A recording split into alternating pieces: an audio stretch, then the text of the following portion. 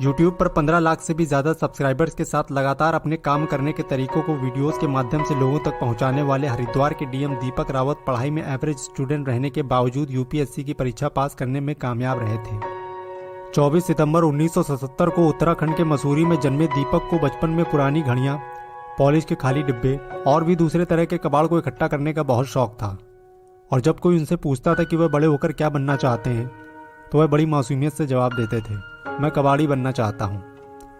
इसके अलावा उन्हें इलेक्ट्रॉनिक गैजेट्स की मरम्मत करने का भी बहुत शौक था और क्योंकि उनके नंबर बहुत कम आते थे इसीलिए एक बार तो उनके पिता ने इलेक्ट्रॉनिक रिपेयरिंग की दुकान में अपने बेटे को रखने के लिए बात भी की थी। दीपक रावत ने अपनी स्कूली पढ़ाई मसूरी के सेंट जॉर्ज कॉलेज से पूरी की और आज भी जब उन्हें खाली वक्त मिलता है तो वह अपने स्कूल जाना नहीं भूलते। जब दीपक 11वीं में पहुंचे तो वह आर्ट्स लेना चाहते थे पर उनके स्कूल में इसका कोई विकल्प नहीं था, इसीलिए उन्हें मजबूरन साइंस लेनी पड़ी।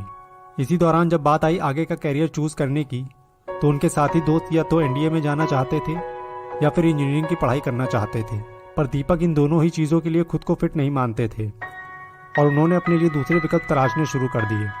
बचपन से ही वह मसूरी में लाल Bahadur Shastri academy of administration की बसों को आते जाते देखते थे जहां पर आईएएस ऑफिसर्स की ट्रेनिंग होती थी।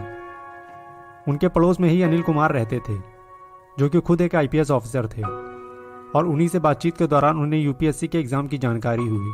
12वीं की पढ़ाई पूरी करने के बाद उन्होंने अपने घर वालों से दिल्ली जाकर आर्ट्स पढ़ने की इच्छा जताई और हंसराज कॉलेज में एडमिशन ले लिया। यहाँ पर उनकी दोस्ती बिहार से आए कुछ छात्रों से हुई और क्योंकि बिहार के छात्रों में आईएएस बनने का अलग सा पैशन होता है इसीलिए धीरे धीरे दीपक रावत में भी आईएएस बनने की ख्वाहिश जागने लगी और उन्होंने जेएनयू में दाखिला लेने के बाद पूरे मन से इसकी तैयारी शुरू कर दी। यूपीएससी के अलावा उनकी रुचि जर्नलिज्म में भी थी और वह कहते हैं कि अगर वह यूपीएससी एग्ज़ाम न क्लियर कर पाते तो आज मीडिया में होते।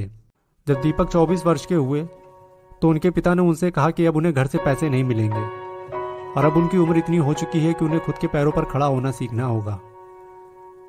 इस बात को पूरा हुए 1 महीना भी नहीं हुआ था और उनके दिए गए एग्ज़ाम जेआरएफ का रिजल्ट आ गया जिसमें वह पास हो गए थे और उन्हें फेलोशिप के तौर पर 8,000 रुपये महीने मिलने लगे। जेएनयू में रहते हुए उनका खर्च ना के बराबर था और यह पैसे उनके लिए बहुत बड़ी सेविंग्स थी।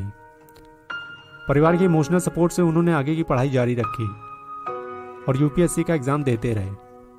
तीसरे अटेम्प्ट में वह यूपीएससी का एग्ज़ाम क्लियर करने में कामयाब रहे पर उन्हें अपनी मनचाही रैंक नहीं मिली और उन्हें इंडियन रेवेन्यू सर्विस में जाने को मिला।